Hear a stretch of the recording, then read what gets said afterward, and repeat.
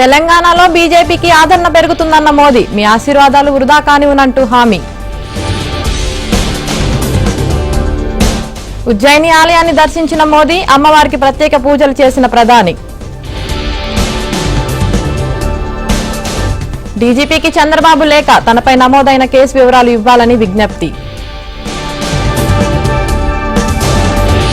నేడు మంగళగిరిలో TDP Janasena Jai Ho BC సభ, హాజరు కానున్న చంద్రబాబు, పవన్ కళ్యాణ్.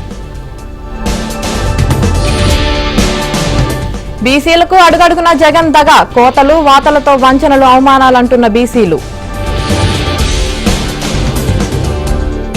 వైజాగ్లో సీఎం జగన్ పర్యటన, నగరంలో పలు చోట్ల పరదాల దర్శనం.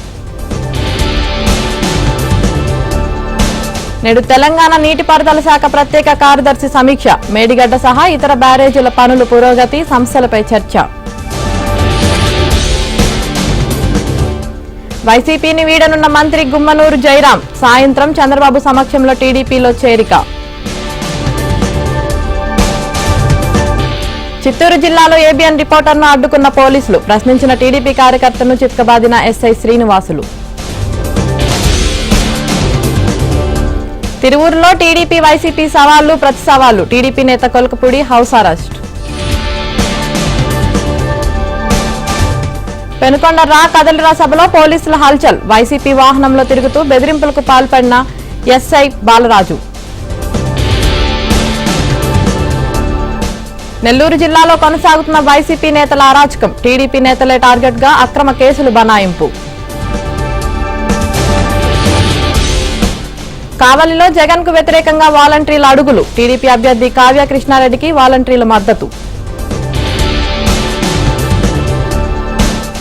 మొగళ్లపల్లిలో మితిమీరిన పోలీసులు, పోలీస్ స్టేషన్లో మర్డర్ కేసు నిందితుడి బర్త్డే సెలబ్రేషన్స్. శివనామ స్మరణతో మారిమోగుతున్న శ్రీశైలం అడవులు, పెద్ద సంఖ్యలో శివయ్య దర్శనానికి చేరుకుంటున్న భక్తులు. ముసలిం అడుగు రేంజ్లో పెద్ద పులిని రక్షించిన అధికారులు, వారం రోజులుగా నడుముకు బిగుసుకున్న ఉచ్చుతో తిరుగుతున్న పులి. నేడు మహారాష్ట్రకు కేంద్ర హోంమంత్రి అమిత్ షా, సీట్ల పంపకం సర్దుబాటుపై మిత్రపక్షాలతో చర్చలు. తీవ్రవాదుల పరారీ కేసులో దేశవ్యాప్తంగా ఎన్ఐఏ సోదాలు, 7 రాష్ట్రాల్లో 17 చోట్ల ఎన్ఐఏ బృందాల తనిఖీలు.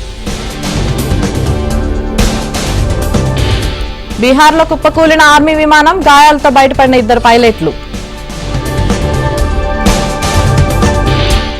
ప్రపంచ కుబేరుల్లో అగ్రస్థానం కోల్పోయిన ఎలన్ మస్క్, మళ్లీ అగ్రస్థానానికి చేరుకున్న జెఫ్ బెజోస్.